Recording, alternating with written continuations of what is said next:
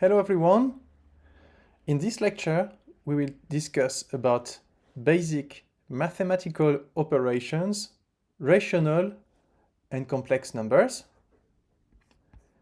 So first, we'll start with a little bit of warm-up. This will contain also some repetition from what we did before. So if you are already comfortable with using Julia's REPL, feel free to fast forward. If you want to repeat a little bit with me, then get ready to open a REPL right now. So remember, within VS Code, you can Control Shift P or Command Shift P for Mac users. And then you search the command Julia start REPL. This will open you the REPL. If you want to work outside VS Code, you can also simply open Julia. So it should be in your application folder somewhere. You can find Julia 1.9. If you click on it, then it will open the REPL independently of VS Code. Anyway, so let's start with basic usage of the REPL. Just to warm up, I want to recall you that from the REPL you can use different systems. So you will have a different command prompt. The basic one is Julia, in which you can use to type calculations.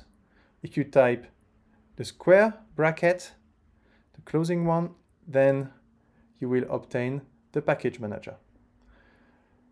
If you want to get out, you press backspace. So this we already did several times.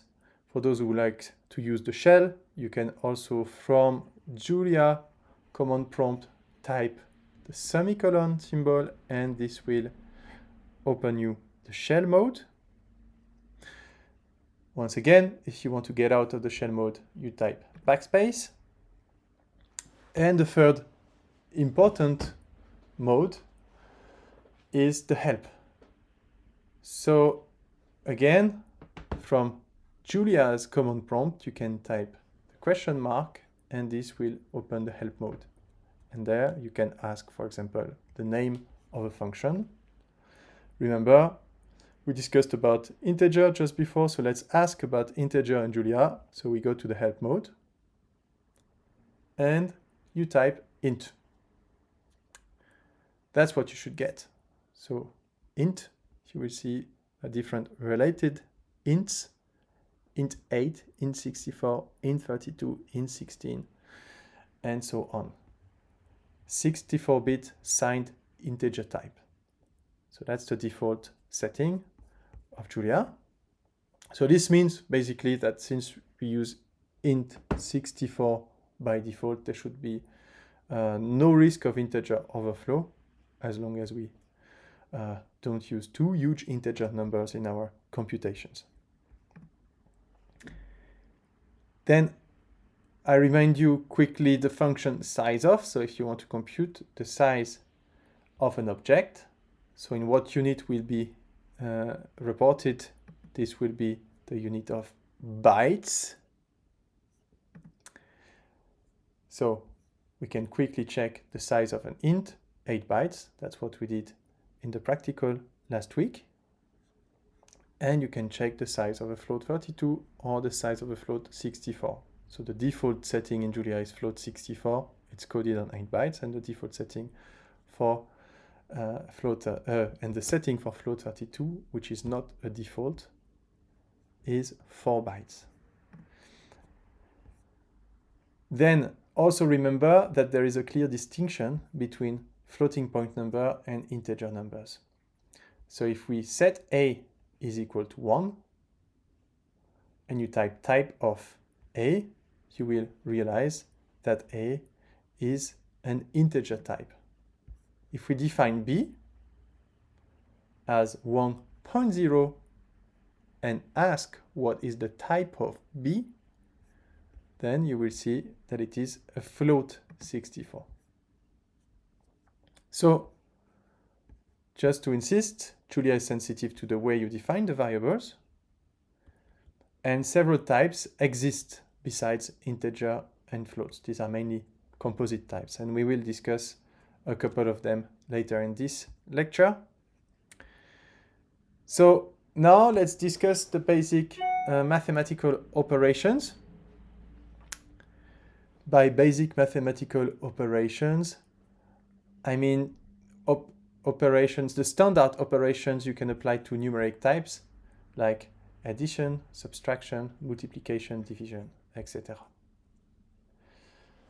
So let's start by defining two numbers. So I set x is equal to 9 and y is equal to 1. So the basic addition is x plus y, and of course 9 plus 1 will give you 10.0. So Julia can be used as a calculator, basically. You can apply a multiplication, so 9 times 1, x star y will give you 9. Another standard operation is the division. And of course, so you will use the slash for this. X slash y will be 9 divided by 1, and it will be simply 9.0. And the subtraction is the minus sign, so x minus y, 9 minus 1 will give you 8, luckily. Now, the power. So, if you want to take the power, you have to use the power sign. So, if you take x to the power y, knowing that x is 9 and y is 1, you will get 9. And if you take y to the power x, 1 to the power 9, you obviously get 1.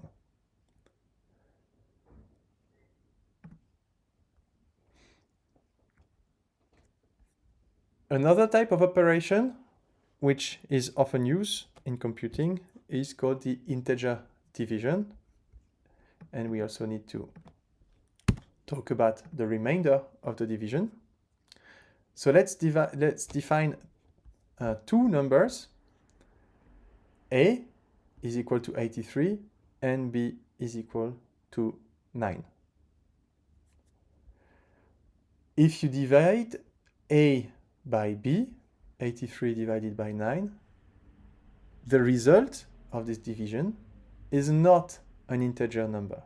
So 83 divided by 9 is 9.2222222, etc. So now let's introduce the integer division. The integer division has the sign div here. So if you want to type it with Unicode, you can use \div and it should appear. So if you take the integer division of 83 by 9, you will get 9. So what does it mean? What it means is how many times do I have B in A? So since A is equal to 83, we have at least 9 times B, 9 times 9, 81, in A. So that's the result of the integer division. Now the remainder is obviously what is left. And to compute the remainder, you can use the percent sign. So if you type A percent B, you get 2. So what does it mean? It's basically how much is left from the integer division to reach the desired value. So since A is 83, we need 2 in addition to 9 times B, 81, to reach the number 83. So if we sum up, we can use the integer division and the remainder in the same line. So if you type A divided by b times b, you will reach 81, plus the remainder, a percent b, which is 2, and this will be equal to 83. You can recompute the whole number. So in this single line, we use both the integer division and the remainder operation to reconstruct the whole number, 83.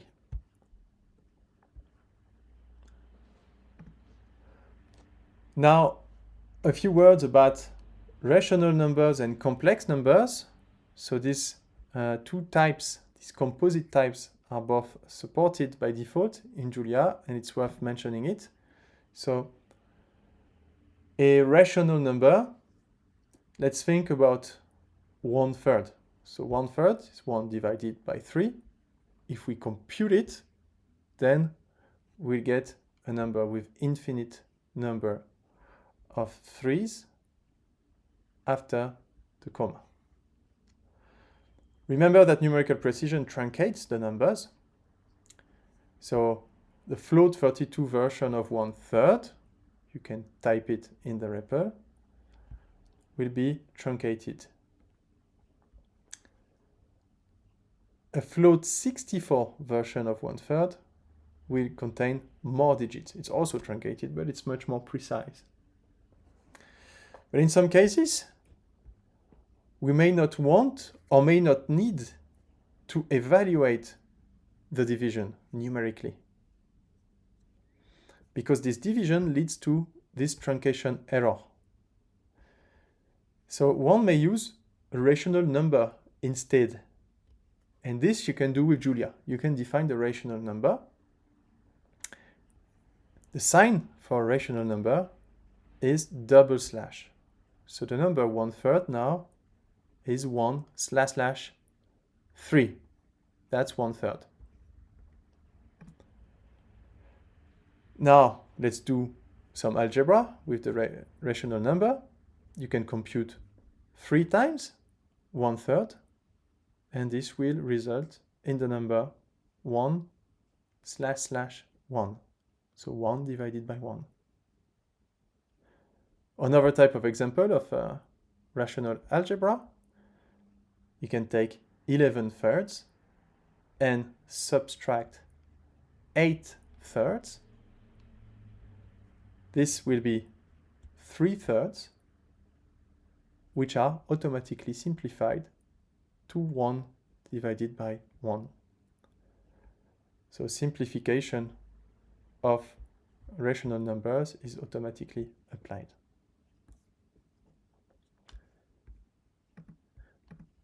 Then a few words about complex numbers. I guess you have already had lectures about complex numbers in mathematics. So a complex number is composed of a real part and an imaginary part. So typically it's can be visualized in a 2D diagram with the real axis horizontally and imaginary axis depicted vertically here. We have a complex number z with a real part a, which has this length here, and an imaginary part b, which is this length here. So let's define a complex number in Julia. So we will call our number c, and we will make it equal to 1.0. This will be the real part, plus 2.3 im. This is the imaginary part. So 2.3 will be the imaginary part. Im is the equivalent of I in mathematical notation. So to complex numbers, addition and division will apply. For example, you can sum up c plus c, and the result will be 2, with double the real part, and 4.6 with double the imaginary part.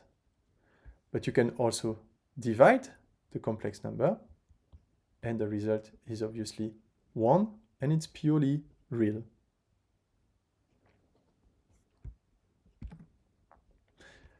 Then additional function exists for handling complex numbers. And if you want to extract, for example, the real part of a number, you can use real. So real of C will be 1 in our example. And image is a function which will extract the imaginary part of the number. So 2.3 in our case. Additional functions that are also very useful when dealing with complex numbers exist. So for example, you have the conjugate, which is simply conj with C in brackets.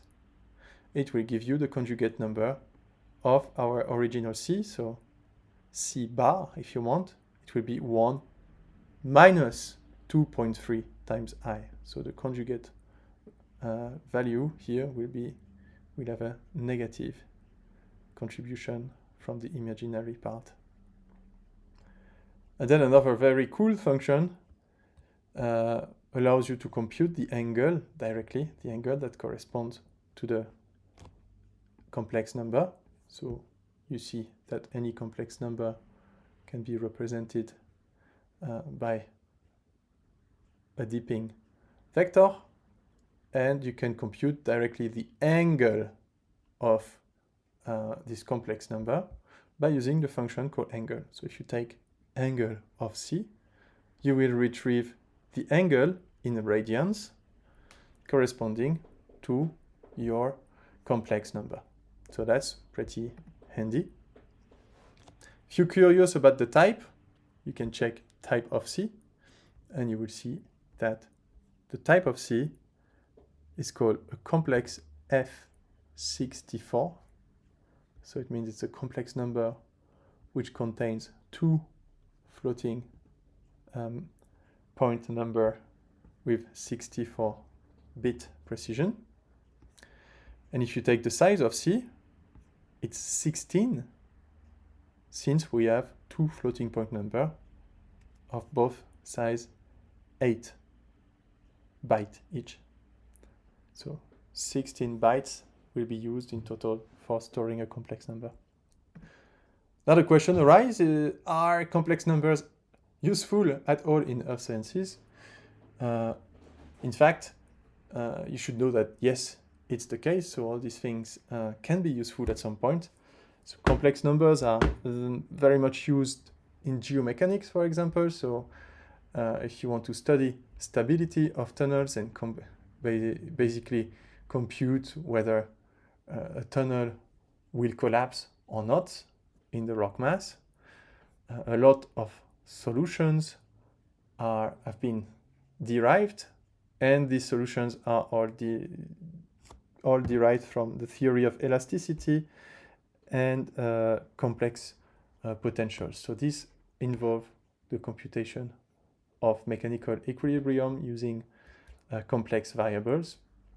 So they are used if you study seismology, of course, or any kind of geophysical wave phenomenon. Waves are most of the time represented using a complex number. And even in structural geology, complex numbers can be used. There's a paper about how to use the complex numbers in structural geology. So they might be of use at some point to you. So that's it for this lecture. Thanks a lot.